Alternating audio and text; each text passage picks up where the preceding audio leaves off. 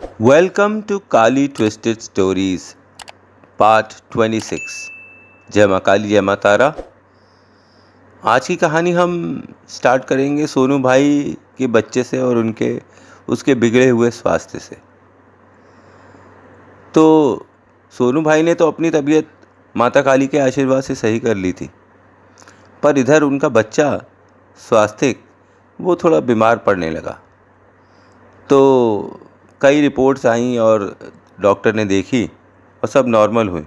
और होती भी क्यों ना, इलाहाबाद के बंधुआ के हनुमान जी ने स्वयं दर्शन देकर सोनू भाई को अपने पास बुलाया था। सोनू भाई की यह विडंबना थी कि किसी एक कारण की वजह से वो मंदिर ज़्यादा जा नहीं पाते थे।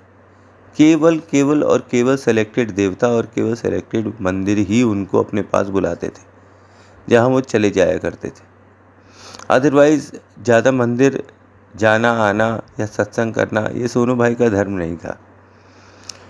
तो खैर, माता के आशीर्वाद से उन्होंने अपने बच्चे के लिए एक चांदी की चेन और एक चांदी के हनुमान जी, जिनके एक हाथ में लक्ष्मण जी और एक हाथ में राम जी बैठे हुए हैं, और वे उन्हें पाताल लोक से बाहर निकाल कर लेकर आ रहे हैं। मतलब विकट से विकट समस्या होगी तो भी हनुमान जी स्वयं वैसा ही काम करेंगे जैसे उन्होंने राम और लक्ष्मण जी के साथ किया था। ऐसा प्रबंध सोनू भाई ने कर दिया था अपने बच्चे के लिए।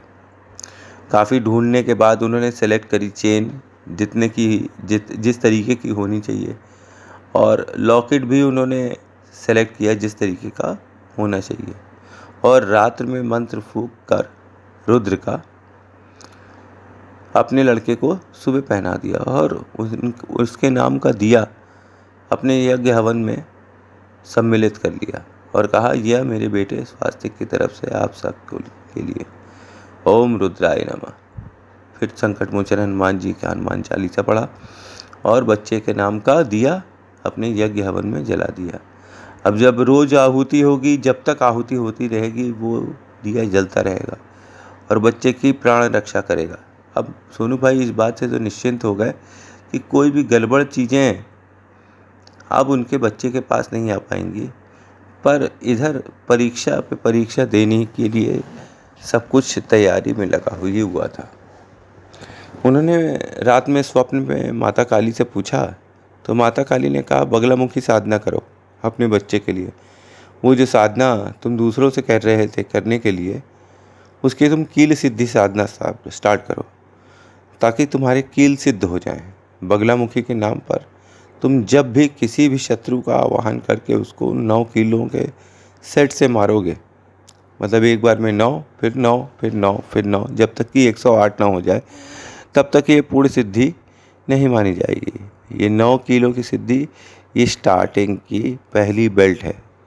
इसमें 9 बेल्ट हैं, 9 इंटू 12 बेल्ट्स, मतलब 12 दिन की टोटल साधना है। ये अगर पर डे 9 मालाएं जाप के साथ 9 कील सिद्ध करी जाए। खैर, बात ये आई गई हो गई।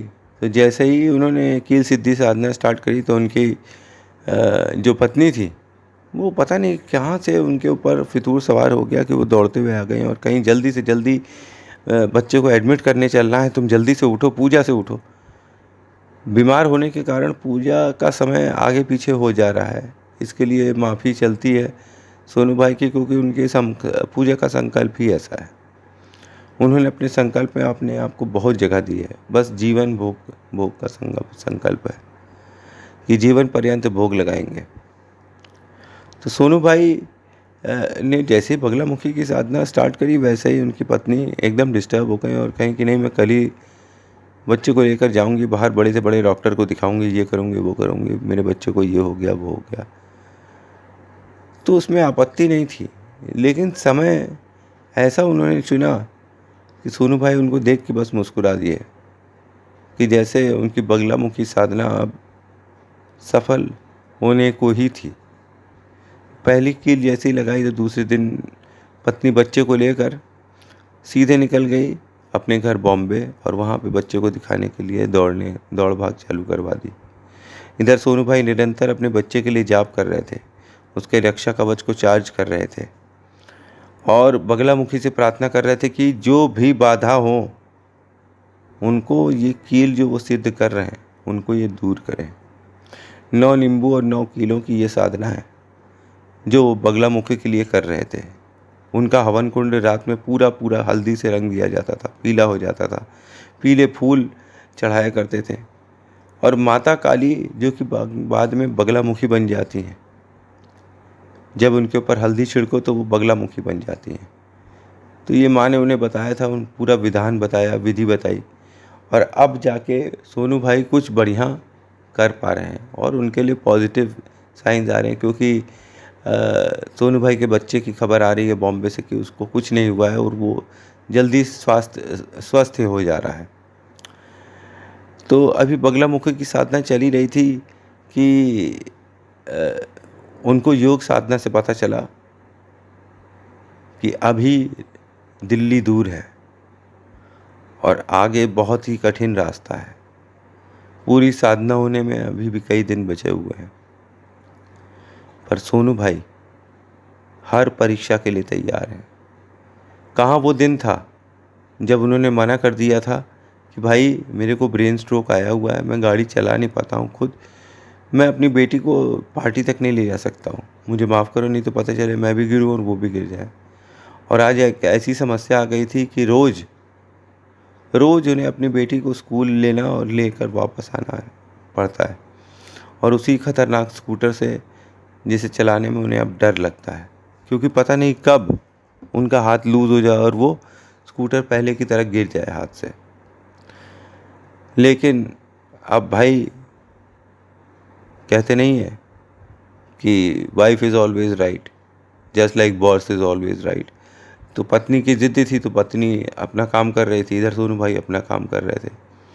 माता काली के सामने अब उनकी कठिन परीक्षा थी। रोज़ उन्हें स्कूटर लेकर जाना था और लेकर आना था। जब भी वो स्कूटर पर बैठते वो बोलते ओम क्रीम कालिकाय नमः, ओम क्रीम कालिकाय नमः, ओम क्रीम कालिकाय नमः। ऐसा लगता कि उनका शरीर जो है उसमें कोई और ही आ गया है, पर वो अपने शरीर में एक डब्बे में बंद हुए कीड़े की तरह ही रह जाते थे उस समय तक। उनका शरीर विद्युत के समान उसी प्रकार से चलता है जैसे पहले चला करता था। बच्ची को कायदे से स्कूल छोड़ते और फिर कायदे से वापस आ जाते। पता है उनके शरीर में कौन था? कौन था? माँ काली थी, स्वयं माता भद्र काली थी, जो हर दिन उन्हें इस मौत के धूम से बार बार बचाती थी।